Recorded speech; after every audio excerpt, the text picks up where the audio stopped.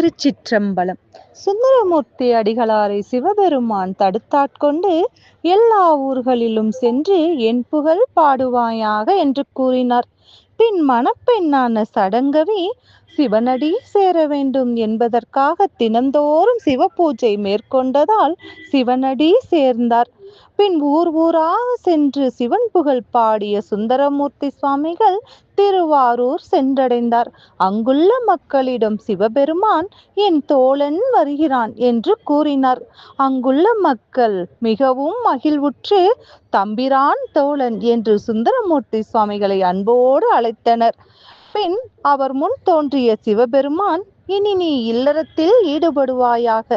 உன்னை நான் தடுத்தாட்கொண்ட பொழுது நீ திருமண கோலத்தில் இருந்ததால் இனி எப்பொழுதும் திருமண கோலத்திலேயே இருப்பாயாக என்று கூறினார். அது முதல் சுந்தரமூர்த்தி சுவாமிகள் எப்பொழுதும் திருமண கோலத்திலேயே இருந்தார். ஒரு முறை ஒரு சிவன் கோவிலில் பறவை நாச்சியாரை சந்திக்கிறார். இருவரும் ஒருவரை ஒருவர் மனம் விரும்பினர். பெரியோர்கள் சேர்ந்து இருவருக்கும் திருமணம் நடத்தி வைத்தனர். பின் இருவரும் மகிழ்ச்சியாக இல்லறத்தில் ஈடுபட்டனர். ஒரு நாள் குண்டையூர் என்னும் ஊரில் ஒரு வயதானவர் உறங்கிக் கொண்டிருந்தார். அவர் கனவில் தோன்றிய சிவபெருமான், நான் உங்களுக்கு சிறிது நெல்மணிகளை கொடுத்துள்ளேன், அதை சுந்தரமூர்த்தி சுவாமிகளிடம் சேர்ப்பீர்களாக என்று கூறினார். உடனே கண் விழித்த வயதானவர் வெளியில் சென்று பார்த்தால் ஊர் முழுவதும் நெல் குவியலாக இருந்தது. அதை கண்டு வியப்புற்ற வயதானவர் ஓடிச் சென்று சுந்தரமூர்த்தி சுவாமிகளை அழைத்து வந்தார். அதை கண்ட அவர் வியப்புற்று, இதை நான் எவ்வாறு எனது ஊருக்கு எடுத்துச் செல்வேன்?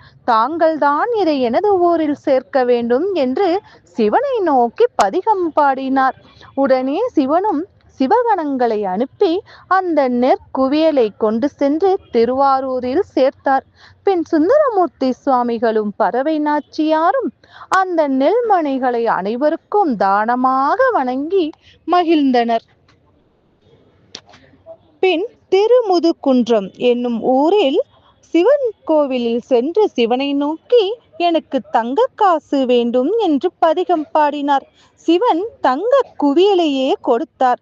அதை கண்டு வியப்புற்ற சுந்தரமூர்த்தி, இதை எவ்வாறு எனது ஊருக்கு எடுத்துச் செல்வேன்? தாங்கள் தான் இதை எனது ஊரில் கொண்டு வந்து சேர்க்க வேண்டும் என்று கூறினார். இதோ ஓடுகிறதே மணிமுத்தாறு, அதில் சென்று உனது பொற்காசுகளை போட்டுவிடு. பின் உனது ஊரான திருவாரூர் சென்று அங்குள்ள கமலாலய குளத்தில் இந்த பொற்காசுகளை எடுத்துக் கொள்வாயாக என்று கூறினார். சுந்தரமூர்த்தி சுவாமிகளும் அதிலிருந்து ஒரு பொற்காசுகளை மட்டும் எடுத்துக்கொண்டு மற்றவற்றை அந்த மணிமுத்தாரில் போட்டுவிட்டார். பின் திருவாரூர் சென்று அங்குள்ள கமலாலய குளத்தில் அந்த பொற்காசுகளை எடுத்தார்.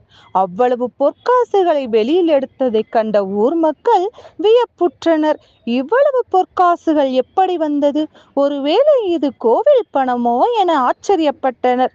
அதை கண்ட சுந்தரமூர்த்தி தன்னிடம் உள்ள அந்த ஒற்றை பொற்காசையும் அங்குள்ள குவியலையும் ஒப்பிட்டு இது என்னுடையது என்று நிரூபித்தார். பின் அதை அனைத்து மக்களுக்கும் தானமாக வழங்கி மகிழ்வுற்றனர். ஒரு முறை மலைநாட்டைச் சேர்ந்த சேரமான் பெருமாள் என்னும் மன்னர் சுந்தரமூர்த்தி சுவாமிகளை பற்றி கேள்விப்பட்டு தன்னுடன் சிறிது நாள் வந்து தங்குமாறு கேட்டுக்கொண்டார்.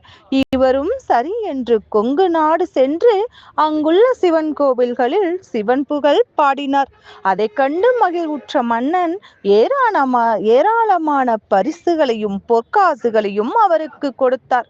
சுந்தரமூர்த்தி சுவாமிகளும் அவரது அடியார்களும் அந்த பரிசுகளையும் பொற்காசுகளையும் எடுத்துக்கொண்டு தனது ஊருக்கு திரும்பினர். அதை கண்ட சிவபெருமான், எப்பொழுதும் நான் தானே இவனுக்கு கொடுப்பேன், இவன் வேறு யாரிடமோ வாங்கி கொண்டு செல்கிறானே என்று நினைத்து சிவகணங்களை அனுப்பி அவை அனைத்தையும் பறித்து வரச் செய்தார். சிவகணங்களும் சென்று அந்த பொருட்கள் அனைத்தையும் பறித்து விட்டன. அதை கண்டு கோபப்பட்ட சுந்தரமூர்த்தி அங்குள்ள சிவன் கோவிலில் சென்று, நீ இங்குதானே இருக்கிறாய், இங்கு நடந்தவற்றை பார்த்தாயா? உனது ஊரில் வந்து என்னிடமிருந்த பொருட்களை திருடர்கள் பறித்து சென்று விட்டார்கள், நீ அதை காப்பாற்றவில்லை என்று கோபமாக கூறி சிவனை நோக்கி பதிகம் பாடினார். சிவபெருமானும் உடனே அந்த பொருள்களை திருப்பி அவரிடம் கொடுத்து விட்டார். பின் தனது ஊருக்கு மகிழ்ச்சியாக திரும்பினார். இதன் அடுத்த பகுதியை அடுத்த காணொளியில் காண்போம்.